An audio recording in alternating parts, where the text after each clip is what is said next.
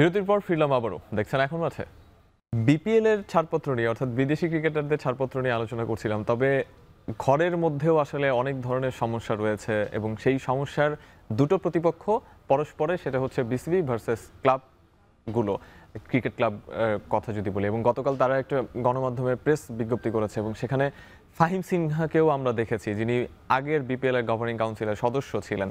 তিনিও কিছু অ্যালিগেশন নিয়ে এসেছেন, বিশেষ করে প্রথমত যে 9 জন ক্রিকেটারকে সরিয়ে রাখা হলো নিলাম থেকে, সেই 9 জন ক্রিকেটারের কি কারণে তারা অভিযুক্ত, তাদের সেই সম্পর্কিত প্রমাণাদির বিষয়ে তিনি কথা বলেছেন। একই সঙ্গে ক্লাব ক্রিকেটের যে দ্বন্দ্বটা বোর্ডের সাথে, সেটার সমাধান আসলে কবে হবে, কখন হবে? প্রথম বিষয়টা আমি বলি যে গত বিপিএলে যারা অভিযুক্ত হয়েছিলেন ম্যাচ ফিক্সিংয়ের জন্য, তাদেরকে এবারের বিপিএলে খেলার জন্য যে নিষেধাজ্ঞা আনা হয়েছে, আমি সেটার পক্ষে। কারণটা হলো যে আপনি যেহেতু আপনার বিরুদ্ধে অভিযোগ উঠেছে, আপনি যদি যতক্ষণ না পর্যন্ত আপনি এই অভিযোগ থেকে রায় মুক্তি পাচ্ছেন, ততক্ষণ পর্যন্ত যদি আপনি আবার কোনো ধরনের কর্মকাণ্ডে, ক্রিকেটীয় কর্মকাণ্ডে অংশ নেন, তাহলে দেখা যাবে যে একটা পুরো বিষয়টাকে একটা প্রভাবান্বিত করার একটা বিষয় থাকে। তার চেয়েও বড় বিষয় থাকে যে আপনি যে আবার সেই ভুলটুকু করবেন না বা অপরাধটুকু করবেন না, সেই দায়টা কে নেবে। কিন্তু তারা যদি সেই অভিযোগ থেকে নিষ্কুলুষ প্রমাণিত হয়ে আসতে পারেন, তাহলে এই যে না খেলার কারণে তারা যদি ক্ষতিগ্রস্ত হন বা আর্থিকভাবে ক্ষতিগ্রস্ত হন, সেটার দায়টাকে কিন্তু চোকাতে হবে ক্রিকেট বোর্ডকে। এবং ক্রিকেট বোর্ড সেই বিষয়ে একটা ব্যাখ্যা দেওয়াটা তাদের উচিত ছিল, যে আর্থিকভাবে যদি এই সময় যে ক্রিকেটাররা ক্ষতিগ্রস্ত হবেন, তারা যদি নিষ্কুলুষ হিসাবে নিজেদেরকে প্রমাণ করতে পারেন, অভিযুক্ত তাদের বিরুদ্ধে যদি না প্রমাণিত হয়, তাহলে তারা যদি আবার ফিরে আসেন, তাহলে তাদেরকে যে আর্থিক যে সমস্যাটা হয়েছিল, সেই আর্থিক দায়িত্বটা পুরো ক্রিকেট বোর্ড নেবে। এই বিষয়ে একটা আমি মনে করি যে ক্রিকেট বোর্ডের কাছ থেকে একটা মন্তব্য আসা উচিত ছিল, তাহলে দেখতেন যে আপনি পুরো বিষয়টা একটা সুন্দর সমাধান হতো। এটি গেল একটি দিক। আরেকটি দিক হলো যে ক্রিকেট বোর্ডের সাথে বর্তমানে ক্লাব কর্মকর্তার যে দ্বন্দ্বটা তৈরি হয়েছে, সেটার অন্যতম কারণটা হলো যে ক্রিকেট বোর্ডে যে নির্বাচনটা হয়েছিল, সেই নির্বাচনের প্রক্রিয়া এবং নির্বাচনের যে মানে আপনার সিস্টেম, এই সিস্টেমের সঙ্গে কিন্তু আপনার মানে একটা জটিলতা তৈরি হয়েছে। এবং এই ক্লাব কর্মকর্তারা বলছেন যে নির্বাচনটা বৈধ না এবং অবৈধভাবে হয়েছে, এবং যেহেতু অবৈধভাবে এই নির্বাচনটা হয়েছে, অতএব বোর্ডে যারা এসেছেন তারাও অবৈধ, এবং এই কারণে তাদের সাথে তাদের কোনো ধরনের আপনার অন্য ক্রিকেটীয় কর্মকাণ্ডে তারা অংশ নেবেন না বলে তারা লিগ খেলা থেকে নিজেদেরকে সরিয়ে রেখেছেন। আমার কথাটা হলো যে আরিফুল, এর ফলে ক্ষতিগ্রস্তটা হচ্ছেন কে? সরাসরি ক্ষতিগ্রস্ত হচ্ছেন কিন্তু আপনি ক্রিকেটাররা। কারণ তারা যদি লিগ খেলতে না পারেন, তাহলে প্রত্যেক ক্রিকেটার কিন্তু আপনি 20 থেকে 25-40 লাখ টাকা করে তারা টাকাটা পেতেন, এই টাকাও কিন্তু তারা পাচ্ছেন না এখন পর্যন্ত। আমরা অনেক সময় দেখি যে অনেকেই জনগণের কথা বলেন, কিন্তু আসলে জনগণের জন্য করেন না। এখানেও কি ব্যাপারটা এরকমই, যে ক্রিকেটারদের জন্য বলছেন, কিন্তু ক্রিকেটারদের নিয়ে আসলে খুব বেশি চিন্তা নেই কর্তাদের? সেটাই, যদি চিন্তাটা থাকতো তাহলে তারা কিন্তু ক্রিকেটারদেরকে, যে এই যে আর্থিকভাবে ক্রিকেটাররা ক্ষতিগ্রস্ত হচ্ছেন, তাহলে উপায়টা কি, তাদের সমাধানের উপায়টা কি, সেই সমাধানের সম্ভাব্য একটা পথও যদি তারা বলে দিতেন, তাহলে আমার মনে হয় যে পুরো বিষয়টা ঠিক হতো। বাট আমি একটা জিনিস সবসময় বিশ্বাস করি আরিফুল, সেটি হলো যে খেলা বর্জন করে আপনি কোনো কিছু অর্জন করতে পারবেন না। বরঞ্চ আপনি খেলার মধ্যে থেকেই যদি আপনি প্রতিবাদটা করতে পারতেন, তাহলে দেখতেন যে আমার কাছে মনে হচ্ছে যে এই প্রতিবাদটা আরেকটু বেশি সহনীয় হতো এবং আরেকটু বেশি দৃশ্যমান হতো। নির্বাচন নিয়ে যারা সবচেয়ে বেশি সোচ্চার ছিলেন, তাদের মধ্যে কিন্তু তামিম ইকবালও একজন। সেই তামিম ইকবাল কিন্তু খেলাটাকে বর্জন করেননি। তিনি আবার কিন্তু বোর্ডের সাথে, বা বোর্ড যেই সময়সূচি দিয়েছে তার মধ্যে ঘরোয়া লিগ খেলার জন্য তার যেই ক্লাব রয়েছে গুলশান, সেখানে তিনি স্বাক্ষরও করেছেন। অর্থাৎ ক্লাব কর্তাদের সাথে নির্বাচন নিয়ে তার যে প্রতিবাদ ছিল, সেখানে কিন্তু এই জায়গায় তামিম ইকবালকে তারা পাচ্ছে না। তামিম ইকবালের এই অবস্থানটাকে আসলে কিভাবে দেখেন? এটার প্রশ্নটা উঠেছিল কালকে, যে সেই সংবাদ সম্মেলনে এই প্রশ্নটা উঠেছিল, এবং সেটার ব্যাখ্যা তারা যেটা দিয়েছেন, সেই ব্যাখ্যাটা আমার কাছে খুব শিশুতোষ একটা ব্যাখ্যা মনে হয়েছে। যে তামিম ইকবাল এখন পর্যন্ত ক্রিকেটার, এবং তিনি যেহেতু রিটায়ারমেন্টে করেননি, এই কারণে তিনি ক্রিকেটারদের পক্ষেও কথা বলছেন, আবার যেহেতু তিনি একটা ক্লাবের সঙ্গে জড়িত, এই কারণে ক্লাব সংগঠকদের সঙ্গেও রয়েছেন। কিন্তু বিষয়টা হলো যে যখন কখনো কখনো জীবন আপনাকে এমন একটা সময় দাঁড় করিয়ে দেয়, যখন আপনাকে একটা দিকে যেতে হয় বা একটা সিদ্ধান্ত নিতে হয়, আপনি একই সঙ্গে দ্বৈত ভূমিকা পালন করতে পারেন না। সো আমার কাছে মনে হচ্ছে যে তামিম ইকবালের ওই বিষয়টা এখন খুব স্ট্রেইট একটা সময় চলে এসেছে ক্লিয়ার করার, যে তিনি এই যে ক্লাবগুলো ক্রিকেট লিগ বয়কট করার যে ঘোষণাটা দিয়েছে, এটার সাথে তিনি সম্পৃক্ত কিনা, বা এটা তিনি মানেন কিনা, বা এই সিদ্ধান্তের সাথে তিনি যান কিনা। এটা তিনি যে যান না, সেটা কিন্তু স্পষ্টত বোঝা যাচ্ছে, যেহেতু তিনি খেলার জন্য সইও করেছেন। জি জি। কিন্তু আবার এই ক্লাব কর্মকর্তাদেরকেও তিনি ছাড়তে পারছেন না, কারণটা হলো যে তিনি একটা ক্লাবের ওনারশিপ হিসাবে রয়েছেন। তো সব কিছু মিলে একটা জটিলতা তৈরি হয়েছে। এবং আমি একটা জিনিস সবসময় বিশ্বাস করি, যেটা একটু আগে বললাম, যে আপনি খেলা বন্ধ করে বা খেলা বর্জন করে মানে ইউ ক্যানট গেট এনিথিং। খেলা বন্ধ করছেন বা খেলা বর্জন করতে যাচ্ছেন, একই সঙ্গে বলছেন যে ক্রিকেটকে ভালোবেসে তারা আসলে ক্লাবগুলো চালাচ্ছেন, মানে ভাইস ভার্সা হয়ে যাচ্ছে না মানে বিষয়টা? না, বিষয়টা তৈরি হয়েছে কিন্তু আপনার নির্বাচনকে কেন্দ্র করেই যে বিষয়টা জটিলতাটা তৈরি হয়েছিল, এবং যেটি আপনি উল্লেখ করলেন যে এই ক্রিকেটারদের এই সংগঠকদের অনেকে কিন্তু গত বোর্ডেও ছিলেন এবং তারা এবারে নির্বাচনে অংশ নেওয়ার জন্য একটা চিন্তা করেছিলেন, কিন্তু যেহেতু তারা আপনি বর্তমানে যারা এই যে প্রক্রিয়ায় নির্বাচনটা হয়েছে এক করতে কিন্তু ছক সাজিয়ে নির্বাচনটা হয়েছে, কাউন্সিলরশিপ নিয়ে অনেক ধরনের দ্বন্দ্ব তৈরি হয়েছিল, অনেক ধরনের জটিলতা তৈরি হয়েছিল, যে প্রভাব দিক খাটিয়ে আপনি কাউন্সিলরশিপ অনেককে দেওয়া হয়েছে।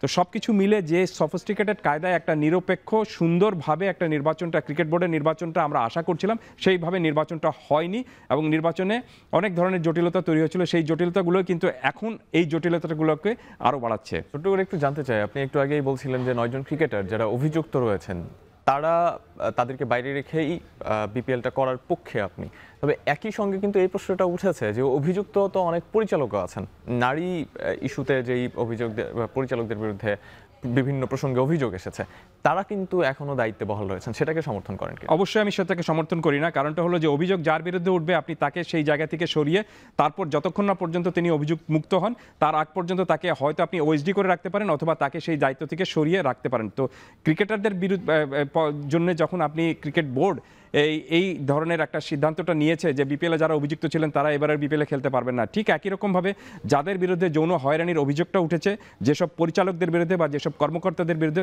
তাদেরকে একেবারে মানে এক্সপোজ করে দিয়ে এবং তাদেরকে তাদের সেই জায়গা থেকে সরিয়ে দিয়ে যতক্ষণ না পর্যন্ত তারা এই বিষয়টার ফয়সলা হয়, যতক্ষণ না পর্যন্ত তদন্তের একটা রিপোর্ট আমরা পেয়ে যাই, ততক্ষণ পর্যন্ত তাদেরকে তারা যেন তাদের আগের ভূমিকা থাকতে না পারেন সে বিষয়টা কনফার্ম করা উচিত বিসিবির। আশা করি সঠিক ডিসিশন নিতে পারবে বিসিবি। এখন মাঠের এই পর্যায়ে আরও একটা বিরতি নিচ্ছি, ফিরছি কিছুক্ষণের মধ্যে।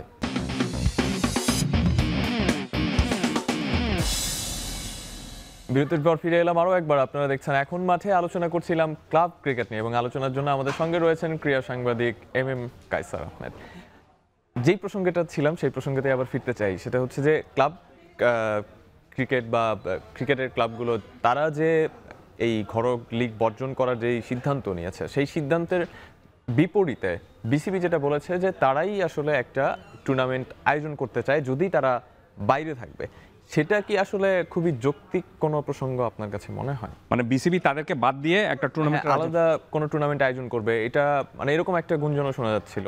তো সেই জায়গায় আসলে মানে এটা যদি হয় এরকম, বিসিবি আমরা শুনি যে বিসিবির 1500 কোটি টাকা আছে, সেটা তারা ব্যবহার করে হয়তো এই ধরনের কোনো টুর্নামেন্ট করবে, এটা কি আসলে কোনোভাবে যৌক্তিক? না, তাহলে তার মানেটা হলো যে আপনি যে 40টা ক্লাব রয়েছে এই 40টা ক্লাবকে আপনি একটা চ্যালেঞ্জ দিলেন এবং এই 40টা ক্লাবকে আপনি কি করতে চাচ্ছেন যে আপনি পুরোপুরি অ্যালুফ করে দিতে চাচ্ছেন বা তাদেরকে আপনি স্ক্র্যাচ করে দিতে চাচ্ছেন বা বাদ দিয়ে দিতে চাচ্ছেন, সেটাও আমি মনে করি যে এটা। আপনার সাথে আমি আরেকটু যোগ করতে চাই, গতকাল যখন প্রেস কনফারেন্সটা হয়েছে বা প্রেস ব্রিফিংটা হয়েছে ক্লাব কর্তাদের, সেখানে কিন্তু তারা একটা কথা বলেছেন যে তাদের বিসিবির কোনো অনুষ্ঠানে তাদেরকে ইনভাইট করা হয় না, দাওয়াত দেওয়া হচ্ছে না। তার মানে কি মানে পরিষ্কারভাবে দুটো পক্ষ হয়ে গেছে মানে এরকম? না, এখন বিসিবি কাকে দাওয়াত দিবে বা কাউকে দাওয়াত দিবে না সেটা তো বিসিবির বিষয়। বিসিবি তাদের কোনো প্রোগ্রামে যদি আমাকে দাওয়াত না দেয় তাহলে আমি নিশ্চিত এটার জন্য কিন্তু অভিযোগ করব না কোনো ক্ষেত্রে। বাট বিষয়টা দেখতে হবে যে আপনি এই দেশের ক্রিকেট এগিয়েছে, কিন্তু আপনি শুধুমাত্র যদি ক্লাব ক্রিকেটকে যদি বলেন যে ক্লাব ক্রিকেটের কারণে এই দেশের ফুটবল এগিয়েছে, সেটাও যেমন সঠিক হবে না, ঠিক একই রকমভাবে আপনি যদি বলেন যে ক্লাব ক্রিকেটের কোনো ভূমিকা নেই এই দেশের ক্রিকেট উন্নয়নে, সেটাও আমি মনে করব যে একটা বড় মিথ্যাচার হবে। আপনি ভূমিকা সবার রয়েছে, সবাই স্টেক হোল্ডার, কিন্তু বিষয়টা হলো যে যখনই আপনি একটা সমস্যা তৈরি হবে তো সেই সমস্যাটা সমাধানের জন্য যদি আপনি ইগোইস্টিক না হয়ে আপনি যদি আলোচনার টেবিলে বসার একটা চেষ্টাটুকু করেন এবং এই সমস্যাটা কত সুন্দরভাবে সমাধান করা যেতে পারে সেই বিষয়টা নিয়ে যদি আপনি এগোতে পারেন, তাহলে সেখানে কিন্তু আপনার সাফল্য রয়েছে। নইলে আপনাকে দেখবেন যে এরকম কাদা ছোড়াছড়ি হতেই থাকবে, ক্লাবগুলো লিগ বর্জন করতেই থাকবে এবং ফুটবল বিসিবি থেকে হয়তো একটা চ্যালেঞ্জ দেওয়া হবে যে আমি তাদেরকে নিয়ে আমরা এই ক্লাবগুলোকে ছাড়াই একটা টুর্নামেন্টের আয়োজন করব। ঠিক উল্টোভাবে কিন্তু আপনি ক্লাবগুলোও বলতে পারে যে আমরা তাহলে একটা বিদ্রোহী লিগ একটা চালু করব। সো এইভাবে আপনি সমস্যার সমাধান কিন্তু কখনোই হবে না। আমি মনে করি যে যেহেতু একটা সমস্যা হয়েছে, সমস্যাটা সমাধান কিভাবে করতে হবে, মজার বিষয়টা হলো যে সমস্যাটার সমাধান কিভাবে করতে হবে সেটা কিন্তু ক্লাব কর্মকর্তারাও জানেন এবং বিসিবির চেয়ারে যারা এখন বসে রয়েছেন তারাও জানেন, কিন্তু কেউ কারো জায়গা থেকে বা ইগোস্টিক জায়গা থেকে নড়তে চাচ্ছেন না বলেই এই সমাধানটুকু হচ্ছে না। মাঝখানে ক্ষতিগ্রস্ত হচ্ছেন সবচেয়ে বেশি ক্রিকেটাররা। তাহলে আসলে এখানে ক্রিকেটের স্বার্থটা কোথায়? মানে সেটাই আর কি, সবাই সবাই সবার স্বার্থ দেখছে। বিসিবির চেয়ারে এখন যারা বসে রয়েছেন তারাও কিন্তু ক্লাব কর্মকর্তা, ক্রিকেট কর্মকর্তা, আর যারা বাইরে রয়েছেন তারাও কর্মকর্তা। সবাই ক্রিকেটের স্বার্থের কথা বলছেন, কিন্তু ক্রিকেটের এই যে নিঃস্বার্থভাবে ক্রিকেটকে কিভাবে সামনে এগিয়ে নিয়ে যাওয়া যাবে সেটা কিন্তু দুপক্ষের কাছ থেকেই একটা সঠিক সমাধান আসছে না। বাট আমি আশা করব যে এই সঠিক সমাধানটা যত দ্রুত আসবে ততই কিন্তু বাংলাদেশ ক্রিকেটের জন্য সেটা একটা বিষয় হবে। কারণ বাংলাদেশ ক্রিকেটের যারা ক্রিকেটাররা যারা ক্রিকেট খেলেন তাদেরকে মাঠে কখন আমরা খেলবো, কখন আমরা টাকা পাবো, এই জিনিসটা চিন্তা করার তাদের দরকার নেই। তাদের চিন্তাটুকু শুধুমাত্র থাকবে যে হাউ আই ক্যান পারফর্ম, এবং আমি আমার পারফরমেন্সটাকে কীভাবে এনহ্যান্স করব। ন্যাশনাল টিমে যিনি খেলেন তাকে কিন্তু চিন্তা করতে হবে যে আমার পারফরমেন্সটা আমি কীভাবে ধরে রাখবো, আরও কীভাবে আমাকে আরও ওয়ার্ল্ড ক্লাস ক্রিকেটার হিসেবে নিজেকে তৈরি করব। কিন্তু তিনি যদি মনে করেন সবসময় যে আমার সামনের বছরটা কিভাবে কাটবে বা আমি এই লিগ খেলতে পারলে না তো আমার সংসার কিভাবে চলবে, এই জটিলতায় যদি তারা পড়েন তাহলে আমি মনে করি যে ক্রিকেট সঠিক পথে চলছে না। বিপিএল নিয়ে একটা কথা হয়েছে, সেটা হচ্ছে ফিক্সিং এড়াতে বা বিপিএল এ যে ধরনের অনিয়মগুলো হয় সেগুলো এড়াতে বিপিএল এর প্রত্যেকটা টিমের সাথে 2 জন করে সিআইডি সদস্য থাকবেন। বিষয়টাকে কিভাবে দেখছেন? আসলে কি এভাবে আসলে ফিক্সিং এড়ানো সম্ভব? না, গুড ইনিশিয়েটিভ, কোনো সন্দেহ নেই যে যদি এড়ানো যেতে পারে এভাবে তাহলে আমি মনে করি যে এটা ভালো একটা উদ্যোগটা হবে। কিন্তু বিষয়টা হলো যে আপনি যখনই দলের সঙ্গে 2 জন গোয়েন্দা থাকবেন তখন সেখানে নিশ্চিতভাবে যারা এই বিপিএল এ 2 নম্বরই করার কাজে যারা থাকবেন তারা নিশ্চয়ই গোয়েন্দার সামনে বলবেন না, এটা এর সামনে বলবেন না। এবং আপনি যদি গোয়েন্দা সেটও করে থাকেন সেটা নিশ্চয়ই সরাসরি করার দরকার নেই, সেটা একটু আড়ালে থেকে করলেই বেটার হবে আমার কাছে মনে হচ্ছে। তবে সবচেয়ে বড় চ্যালেঞ্জের বিষয়টা হলো ক্রিকেট বোর্ডের জন্য এবারের এই বিপিএলটাকে নিষ্কলুষ রাখার জন্য, আপনার ম্যাচ ফিক্সিং বিষয়গুলোকে এড়ানোর জন্য একদম সুন্দর সফিস্টিকেটেড কায়দায় পরিচালনা করা এবং ওই প্লেয়ার্স পেমেন্টার, এই দুটো বিষয় যদি তারা করতে পারেন ঠিকঠাক মতো তাহলে আমি মনে করি যে অনেক চ্যালেঞ্জটুকু তারা উতরে যেতে পারবেন। বাট সেটা খুবই কঠিন একটা চ্যালেঞ্জ হবে। স্যার, অসংখ্য ধন্যবাদ আমাদেরকে সময় দেওয়ার জন্য। দর্শক, আজকে এখন মাঠে এ পর্যন্তই। এখন টেলিভিশন ওয়েবসাইটে দেখতে ভিজিট করুন www.ekon.tv, এছাড়াও ফেসবুকে দেখতে ভিজিট করুন facebook.com/tv.ekon, এছাড়াও ইউটিউবে দেখতে ভিজিট করুন youtube.com/c/ekontv।